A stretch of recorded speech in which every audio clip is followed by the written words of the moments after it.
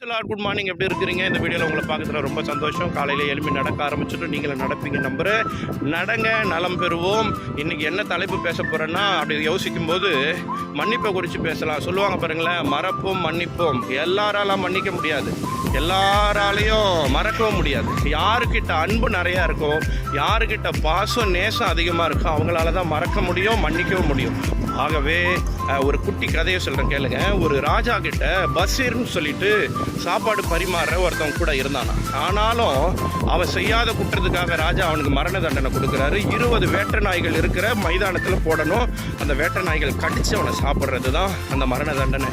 ஆனாலும் பஷீர் போய் ராஜா கிட்ட கேட்குறான், ராஜாவே ஒரு 20 நாள் எனக்கு டைம் கொடுங்க.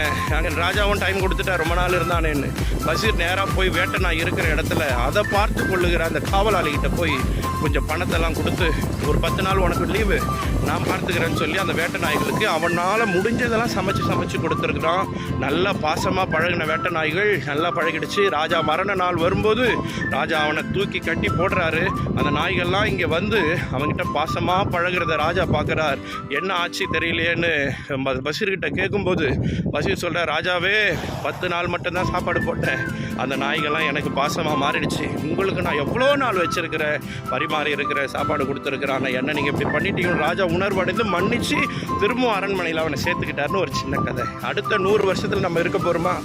யாருமே இருக்க போகிறதில்ல. முடிஞ்ச அளவுக்கு எல்லாரையும் மன்னிங்க, எல்லாரோட அன்பாக இருங்க, எல்லாரையும் மனதார மன்னிச்சிருங்க. எனக்கு யாரும் பகை இல்லை, நான் யாரையும் பகையாகவும் பார்க்கல, மனதார மன்னிச்சிருக்கிறேன். அதனால் ஏமாற வேணாம், மன்னிச்சுட்டு ஏமாந்துடவும் வேணாம், மனதார மன்னிச்சிடுங்க, அன்பை காட்டுங்க, அதுவே நல்லதாக இருக்கும். லூக்கா 23:34 சொல்லுது, பிதாவே இவர்கள் செய்கிறது என்னதென்று அறியாமல் செய்கிறார்கள், ஆகவே இவர்கள் மன்னிங்கன்னு சொல்கிறார். நீங்கள் ஒருவருக்கொருவர் மன்னிங்கள் என்று எபேசியர் 4:32 சொல்லுது. மன்னிங்க, மறந்துடுங்க, எல்லாரோட அன்பாருங்க, நீங்கள் சுகமாகவே இருப்பீங்கன்ற. மன்னிக்கிறவங்க கிட்ட நல்ல சுகம் இருக்கும். பாய்.